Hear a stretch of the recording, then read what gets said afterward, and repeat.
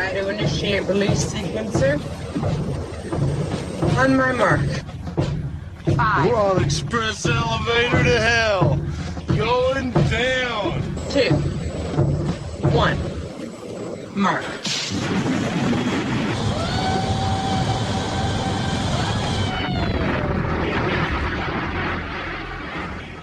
Hello everyone, my name is Mark, aka Derringer. Today is Sunday, August 11th, and you are listening to episode 221 of the Instant Action Podcast, your weekly source for planet-side news and information.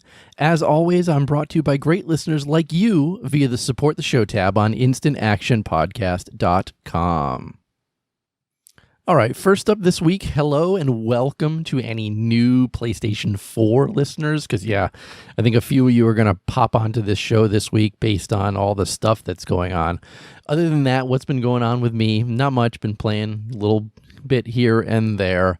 I do want to just take 1 minute and complain, complain. I mean, I try not to get political on this show, but every now and then something forces me to be political, and obviously that's with all the recent shootings in El Paso and Dayton and stuff like that, and the guy walking into Walmart with a gun and everything, and all this just insanity that seems to be going on in the U.S. right now. And all you Europeans and etc., Australians don't even need to listen if you don't want to. But I really have a bee in my bonnet. That's such a horrible term.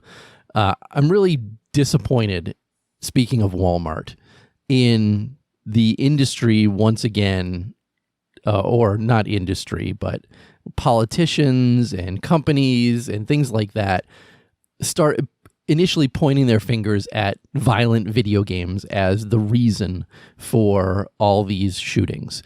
Now, I will never tell any of you how to vote. I will just recommend that if you are old enough to vote, that you vote for whichever party that you strongly believe in or whichever independent that you strongly believe in.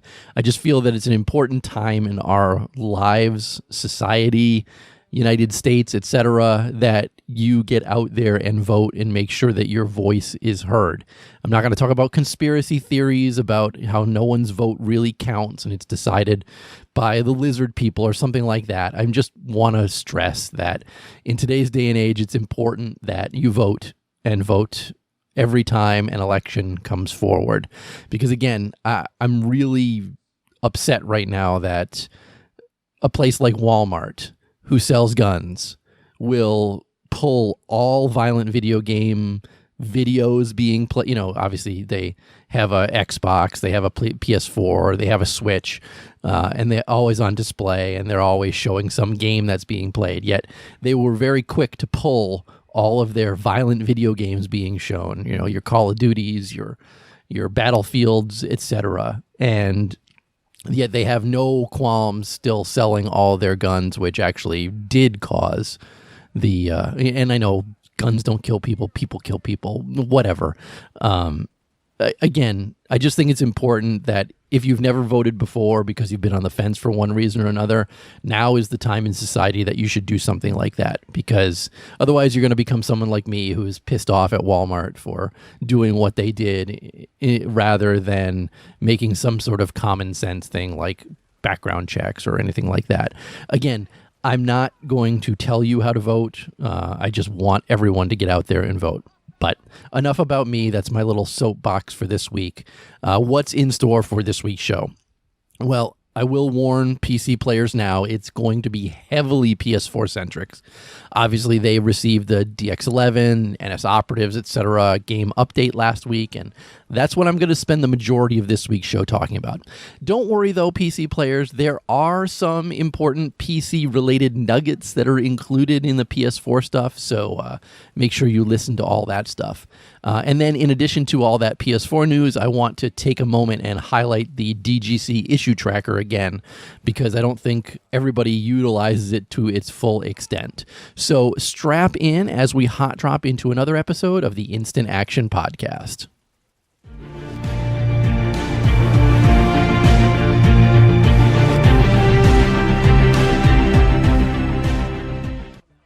Now, like I said, first up this week is the August 7th PS4 game update. Titled A New Soldier, and it's been a long time coming.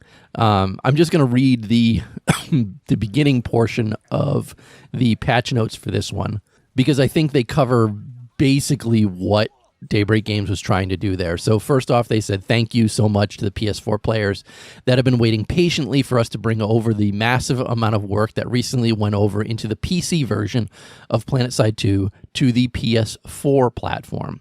They go on to say, and I mean, we're talking, it's been months since the PC side got it and the PS4 side is just getting it now. They go on to say that we have done everything we can to bring the recent graphical improvements over from the major DirectX 11 PC update. This includes updating to the latest version of the Forge Light engine PlanetSide 2 is built upon. Players should see frame rate boosts that vary from 5% to 30%, depending on the conditions you are currently encountering. Overall, frame rates should be smoother, meaning sudden drops and peaks will be less noticeable. And the improvement we are most excited about is the vast improved loading times. As much as 50% and sometimes even better improvements to loading time should be seen by all players. As an aside, I have seen huge improvements to loading times on my PS4, and I don't even have a Pro. They go on to say that with this updated version of the Forge Light engine, we have much more powerful and robust tools available to us to debug the stability and performance of the game. With this patch, stability issues with the game should be greatly improved, allowing for much longer game sessions without running into any problems or bugs. And by problems, they mean blue screens, which crash out your game. Finally, ultimately, these improvements bring the PS4 platform back into line with the PC version of the game, and could potentially allow us to bring the two platforms into exact parity. PS4 players can expect to see our cadence of patches resume their normal tempo, and we are excited to see what the future of PlanetSide 2 brings us on the PS4 platform. Again, I thought it was just important to read out everything that they said regarding the performance and stability. I've been playing on my PS4 right now, and again, like I said, I do not own a Pro. And I'm not going to talk about the horrendous download times that I experienced trying to get this going, but that's partly my fault. At one point over the weekend, or I think it was on Friday, I was downloading Game Update 2.0 on my PS4, and it took 5 hours to download. And again, that's because I was downloading it on Wi-Fi. It was in a far corner of the house, which gets spotty Wi-Fi to begin with, so that's totally my fault for that downloading it. But I do know that we got a 2.01 and a 2.02 patches on the PS4 as well, and I know those were to fix some other issues that were going on with the PS4 version as well. But all in all, I have to say that the performance and stability playing before and playing now are greatly improved on the PS4. So if you are a PS4 player who's been sitting on the fence and has not come back to the game, now is the time, if you enjoyed playing PlanetSide 2, to come back and play it again. I think I saw a graphic of like Friday saying that over 1,000 players were online on PS4 on the US server. And they had more players online than Emerald did, and it was during prime time.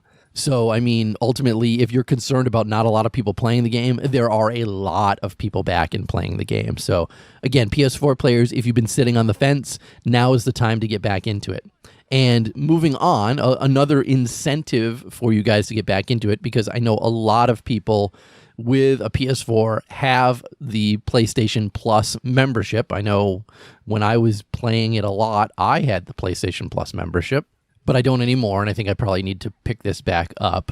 I mean, standard price for PlayStation Plus membership, in case you're curious, is $59.99 for 12 months, $24.99 for 3 months, and $9.99 if you purchase it just on a monthly basis. But there are always deals going on this. I mean, the main site that I check all the time is slickdeals.net, and when we bring that up, I mean, right now there's a bargain going for 1 year for $40. That's a pretty good one. That was posted 6 days ago. Prior to that, I mean, I've seen digital codes in the USA for $41.19. There's some for $38.40. That one expired. That was offered back in July. $39.99 on eBay. I mean, you can definitely pick this up for a lot cheaper. I mean, here's one, $34.99 back in July. I mean, you can certainly get it cheaper if you shop around and look for it. So definitely, here's another reason for you to have it, because now if you're playing PlanetSide 2, they've added a new benefit for PlayStation Plus members. So if you are a PlayStation Plus member, you will now notice you're granted an additional 50% bonus XP. This is in addition to other XP boosts that you may have equipped, and the 50% bonus if you're a PlanetSide 2 member. So potentially right now, if you're a member of PlanetSide 2 member on PlayStation, you're getting a 50% XP boost. Now, if you're also a PlayStation Plus member, which I think a lot of people are, you're looking at easily 100% bonus XP.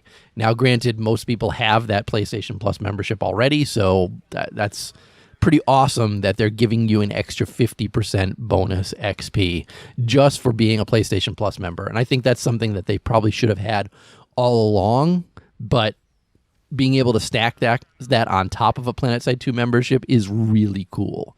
Moving on, though, the other big thing in addition to the DirectX 11 stuff that got ported over is now that PlayStation 4 members also have access to the Nanite system operatives.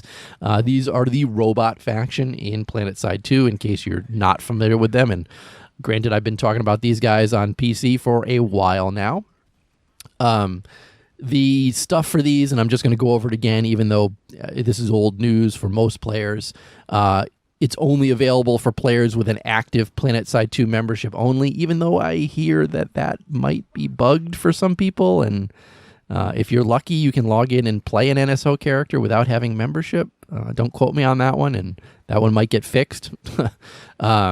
And then each time an operative moves to a new continent, they'll be assigned to fight for whichever faction currently has the lowest pop. I hear that's not always working either. The faction will not be reassigned until you travel to a new continent. Operative characters use nanite system weapons only and have their own special directive lines. NSO characters do not have equivalents for faction-specific items, so be careful when purchasing bundles that offer items for multiple factions with them. They do not currently have a max, they do not have a main battle tank, and they do not have a Empire-specific fighters. They're still talking about implementing something like that at a later date. So basically, to get from one place to another, one of your fastest options right now is either the Valkyrie or a Liberator, and obviously Galaxy. They can still spawn the Lightning as a tank, so there is at least that. Moving on, NSO characters can reside in outfits even while on opposite teams, and they can also join and lead squads for whichever faction they're currently fighting for. If you leave a continent and you're contracted to fight for a new team, you'll be removed from your active squad. Currently, NSO characters cannot access the tutorial or Coal tier, and beyond that, you operate similarly to other characters from any other empire. And you have the same health pools, movement speed, hitboxes, animations. You die and you respawn just like any other soldier. So obviously the NSO was designed to address population balances, because right now, at least on PC side of the game, we see a lot of 33 fights because there's a few NSO players actually playing that. Second, they wanted to celebrate and reward players who have an active membership, and obviously you have to have an active membership in order to play an NSO character. And they also wanted to invigorate some of the lore of PlanetSide 2, and this is a beginning of a larger story arc surrounding the nanite systems. So these are just ways that they have pushed these into PlanetSide 2 and now onto the PS4. Moving on from NSOs, though, the Ant has also come to the PS4. There is no construction on the PS4. but there is the Ant. It's a heavy mining vehicle. You can spawn it for 200 nanites from a vehicle terminal. Its mining laser that it comes with can mine cordium. And again, they know that mining cordium really has no value in the PS4 version of the game because obviously there's no construction. But with the cordium, you can actually do some stuff on the Ant, like you can cloak the Ant, you can turbo the Ant with cordium. So, I mean, cordium definitely has some uses for an Ant outside of construction. The being able to go invisible is actually pretty cool, I'm not going to lie. And they do want to do some more public construction tests after the patch to see if they can make construction or a light version of construction work on the PS4 platform. And obviously the Ant is the first step to doing something like that. So you guys have access to Ants now. And I'll talk about something in the alert section a little bit later on how Ants are going to work with the game as well. So now, has everything that I said so far got you excited to play PlanetSide 2 on the PS4 again? Well, here's some more incentives. Because right now, starting on August 7th when this dropped, they're running double XP for everyone. And that's going to run until the 15th, which is actually next Thursday. So we've got a week of double XP going on right now. And then members, you're going to get double XP on the 16th and 17th. And then on the 18th, there's going to be a quadruple experience day for members. So again, stacking double XP right now on top of a PlayStation Plus membership and a PlanetSide 2 membership, you're looking at 400% XP right at that point, sometimes even higher depending on what you're doing in game. And then when we talk about the 18th, when it's quadruple experience, you guys should be seeing 800+% experience. That's nothing to sneeze at within the game itself. And some of this stuff is to make up for not having quadruple XP on the 4th of July on the PS4. So, granted, PC players are going to get it as well, but at least PS4 players are also going to get it. So, in addition to the double and quadruple XP stuff that's going on right now, they were also bringing back the re-enlistment bundles. These all came on the PC when the NSO stuff dropped, the DX11 stuff dropped, and obviously they weren't available on the PS4 side of the game, so they're coming back. They're actually not starting until the 12th. That's the day this show is going to be released for the majority of listeners, unless, of course, you're a Patreon patron, because you get those shows early. You're actually going to get access to this show on the 11th and hear about it. But again, we're talking about the enlistment bundles. These, I determined when I talked about them back when they released for the PC, are actually pretty good value if you're looking at some new weapons. So the first enlistment bundle is going to run from the 12th to the 18th. It's going to cost you 499 Daybreak cash, 10% less, obviously, if you're a member. And the value on this is over 3,600 Daybreak cash because you're going to unlock the MGRS-1 Gladius, that's the NC submachine gun, the Jackal, which is the TR submachine gun, and the Canis, which is the VS submachine gun. You're also going to get angular camo unlocked on all three factions, and you're going to get a 7-day squad experience boost, which is actually a nice boost to have going during this double XP stuff that's going on. The second week's enlistment bundle Bravo costs 999 Daybreak cash, again less if you're a member, is worth over 5,300 Daybreak cash in value. You're going to unlock the 3 new flash weapons, the Pillager on TR, the Starfall on VS, and the Buzzard on NC.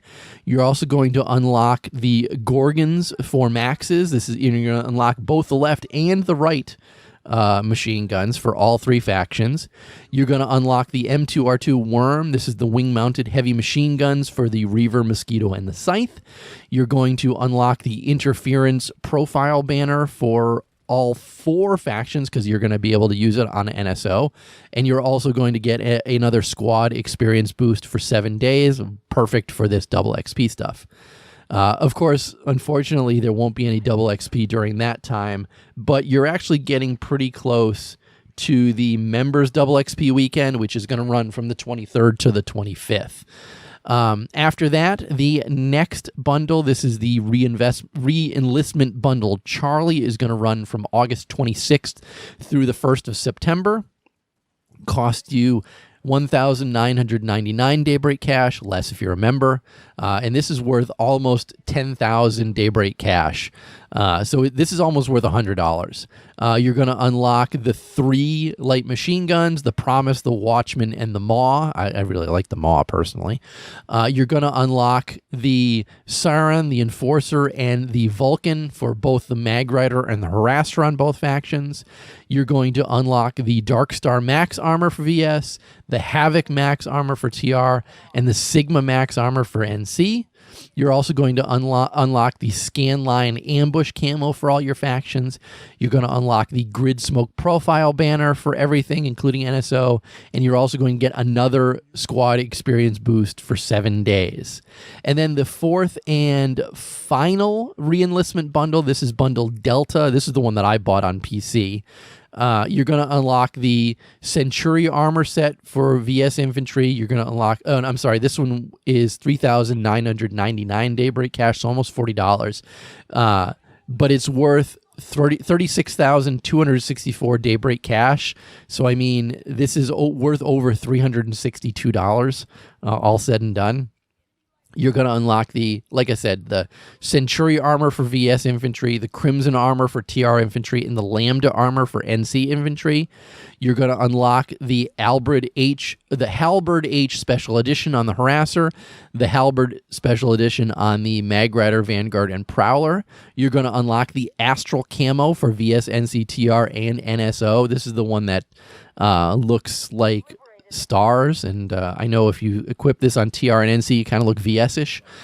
You're also going to unlock the Anomaly background on all 4 factions. You're going to get 9 deluxe implant packs, and you're also going to get a 1-month heroic boost. And if you're confused about the heroic boost, the heroic boost increases experience gained by 50% and squad experience by 50% for the duration.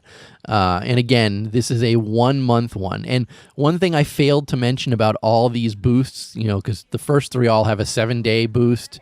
The last one has the heroic boost. These are only granted on the character that unlocks or purchases these bundles, so be very sure that you're purchasing on the correct character that you want to use these on. So again, if you want that 1-month heroic boost, make sure you purchase it on your main character if you want it for your main character. I purchased it on my NSO character so that I could use it when I'm playing that character an awful lot. So again, as far as I'm aware, these are coming back for the PC side as well, so if you missed them, look out for those also. Next on the PS4, though, the summer event is also now live, and this is going from August 6th through the 31st. The Soldier Soaker is available on the PS4, and the water balloons are also available on the PS4. The Summer Directive is also currently live on the PS4, and the things that you need to do for the Summer Directive are...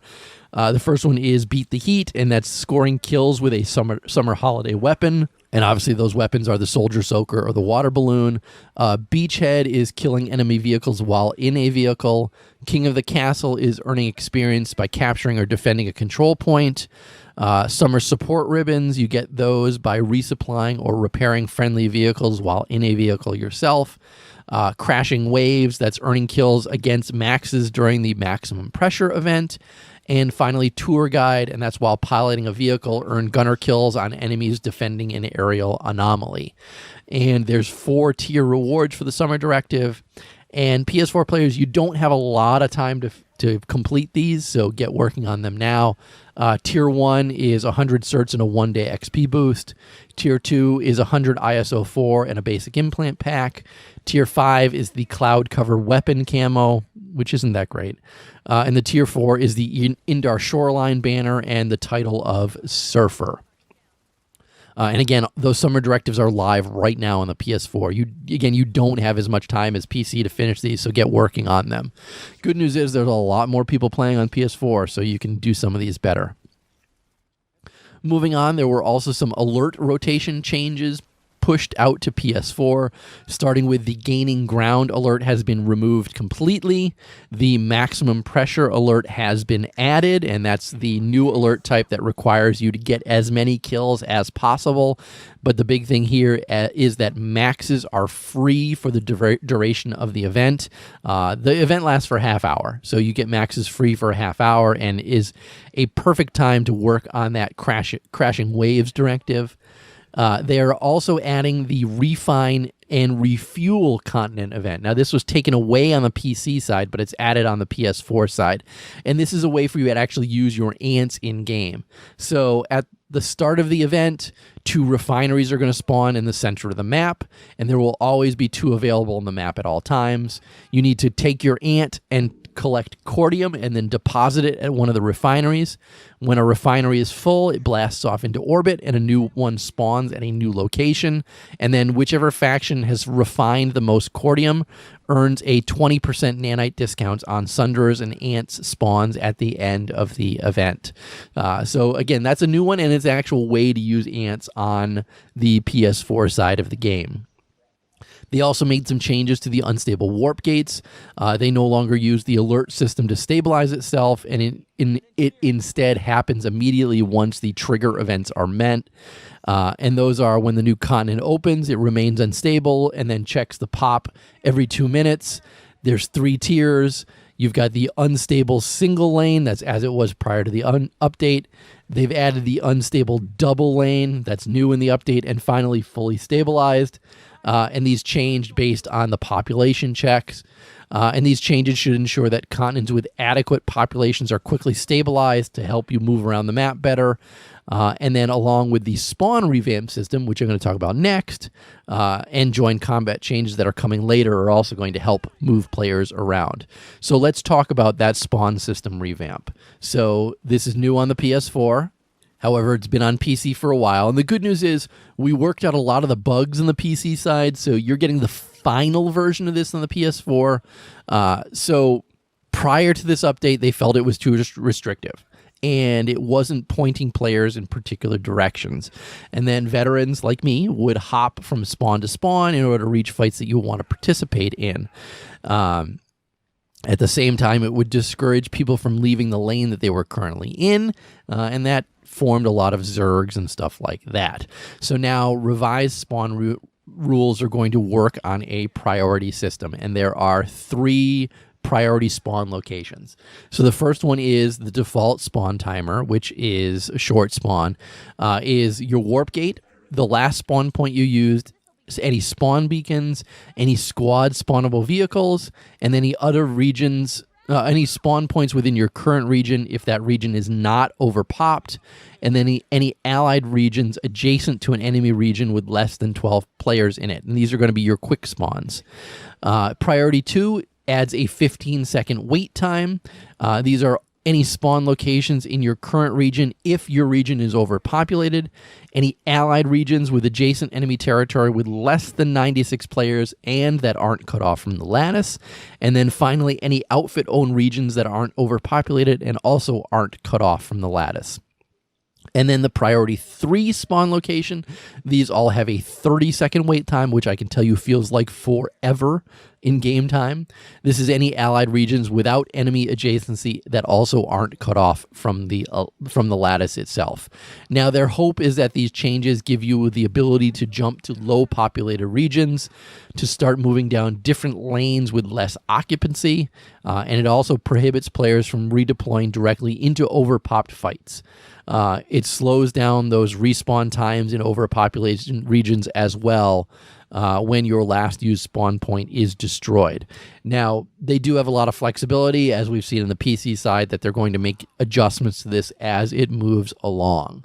So there's your new spawn system dropped in the PS4 as well. Like I said, there's so much new stuff on the PS4 that it's insane, that if you haven't played in a long time, now is the time to come back and check it out. Because now let's talk about new stuff, because more new stuff. You guys got the access to the Thumper as well. We've been playing with this on the PC side a lot. It's fun to burn people with it. It has a 6-round magazine. It comes with fragmentation rounds by default.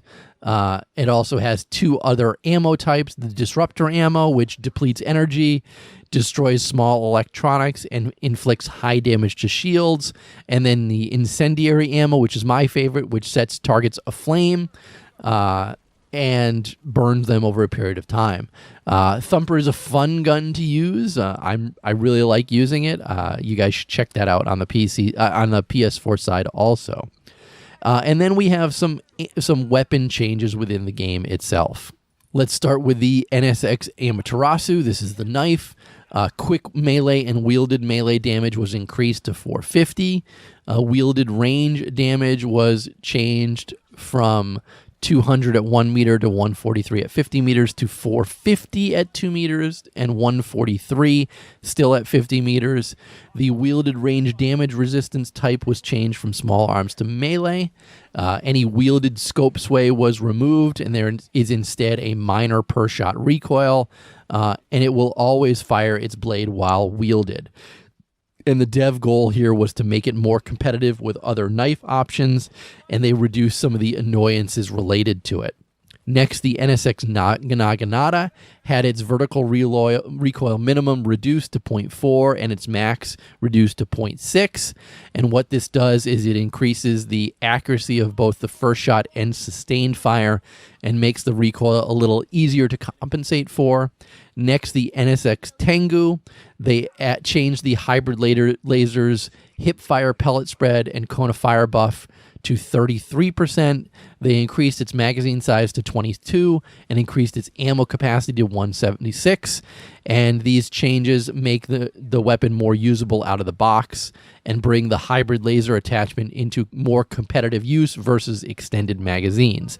Now, also something that wasn't mentioned, if you're on the PS4, the NSX Platinum version of the Tengu is available for 1 cert. Go out and buy that now. Next, the Horizon. This is the Vanu carbine. Its max damage per pellet was increased to 56. The max damage with capsulate ammo was increased to 84, and it is no longer earning the wrong kill ribbons.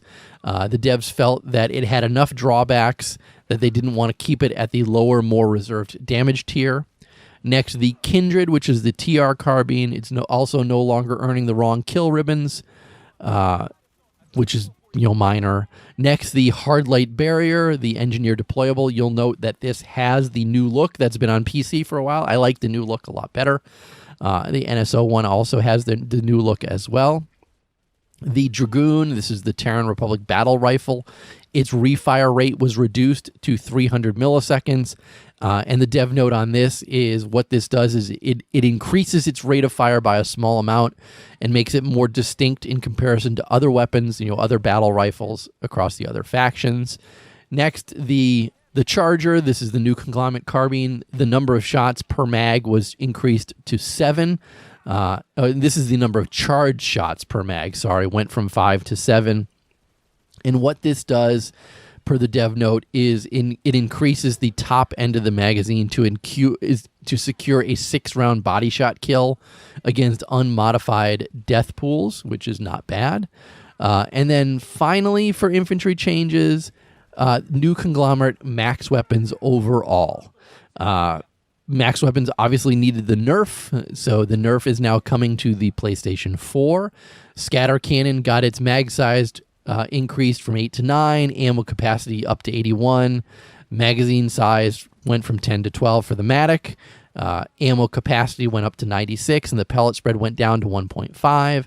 The Hacksaw got its magazine size increased from 8 to 9, ammo capacity went to 81, and the pellet spread down to 3.5. And finally, the Grinder had its magazine size increased to 18 and ammo capacity to 126. Now, I know I just said max nerfs. This is actually the second round after the max nerfs, which just brings them a little bit better and closer to what the VS and TR maxes are. And they do understand that the NC max weapons probably need another pass, but that might be coming in the future. Next, Player Studio stuff brought to PS4. This is really just the Black Ops infantry armor sets and helmets made by Doku are now available in the depot. They come bundled together as well as each faction sold separately. and the helmets are common pool available to all empires. They're actually pretty cool looking. So if you want to try to blend in with the NS operatives, you can purchase these. And then finally, miscellaneous fixes, changes, and additions with this patch or this game update. The loading screens feature a lot more variety, and they really do. You got all the stuff that the PC side has now on the PS4. The auxiliary shield 3D representation was changed in the loadout screen. The NC semi-auto and auto shotguns no longer inherit players' camo in the loadout screen. Players in a loading screen should no longer appear until their loading screen is dropped. This is the bug where players just kind of spawn and they're stuck there and you can't damage them or do anything. The mini chain gun should no longer unequip itself. The Maw's reload coolant particle effect should no longer appear randomly for remote clients. The 1.75x scope is now available on the LBOO and can be purchased with certs. That's the gun on the Lightning that you got from the Halloween event. And finally, they fixed a skinning issue on the light stripe tires. Now, PS4. I've said it multiple times during this that there's a lot of good stuff out there, and you should be, if you haven't logged in a long time, now is the time to log in and play PlanetSide 2 on the PS4 because there's just so much new stuff out there. Get in and play, and there's a lot of people playing as well. And finally, just check out the PS2 on PS4 subreddit for a lot of stuff that's going on as well. So there you go. It's been a long time coming, but I think everybody on the PS4 is happy that it's finally here.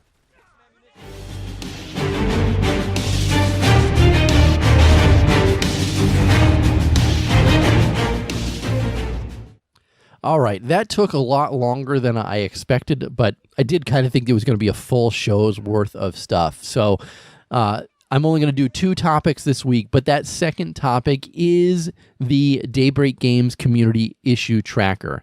Now, you can get to this by going to DGCIssueTracker.com, and if you do go there, there's, like I said, it's an important thing for you guys to know about because this is really one of the biggest places that you should be reporting bugs on whatever platform you're doing, whether it's PS4 or PC side of the game. And I don't think that a lot of people realize this. And I get it. I understand if you're a PS4 player and you don't have a PC, it's difficult for you to get to the DGC Issue Tracker and actually use it. And I guess for the small percentage of you out there that fall into this category, I'm sorry, that sucks. But if you do have access to a PC, and I hope that a lot of you on the PS4 do, if you're running into bugs out there, you should be going on to this DGC Issue Tracker and logging them. And also checking other bugs that people are logging and voting on them as well. So if it's a hot issue, it can get looked at quicker and fixed quicker. And because don't forget, Daybreak Games specifically said they've got a lot of new tools and stuff with the DirectX 11 update to look into bugs and fix bugs that are happening on the PS4. I see a lot of you PS4 folks are using it, and that's good. People are saying, unable to see at nighttime or into shadows, character silhouettes obscuring views. This one also has multiple issues related to the PS4 platform. There's a lot of stuff going on right now with the DirectX change to the PS4 that this is how you're going to get that stuff fixed if you go over and put this stuff there. Because the folks over at Daybreak Games do check this. They do work on bugs based on this. It's very important that everybody goes out and uses it.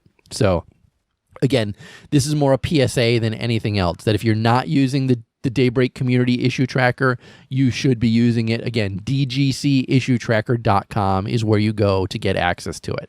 And with that, let's wrap up this show by moving on to housekeeping. Housekeeping. Housekeeping. Come back later, please. Housekeeping. Not now. Housekeeping. Go away. I coming anyway? All right. No emails, no voicemails this week. That's fine. I I think a lot of people are playing. Hopefully some of you PS4 folks send me an email, send me a voicemail, give me a shout out, let me know what's going on, how you're enjoying the game update and stuff like that. But that's it for this week's show. As always, how can you get in touch with me or the show itself? First, go to my website, www.instantactionpodcast.com. Email me at instantactionshow@gmail.com. Call me, leave me a voicemail, 347-4VM-4PS2. Those digits are 347-486-4772. And finally, follow the show on Twitter at InstActPodcast. But in closing, if you enjoy the show, please leave me a review on your podcast listening avenue of choice, whether it's iTunes, Stitcher, Google Play, or anywhere else. Also, feel free to tell your friends and outfit mates about the show. But finally, thanks for listening and keep spamming that join combat, formerly known as Instant Action button. Derringer out.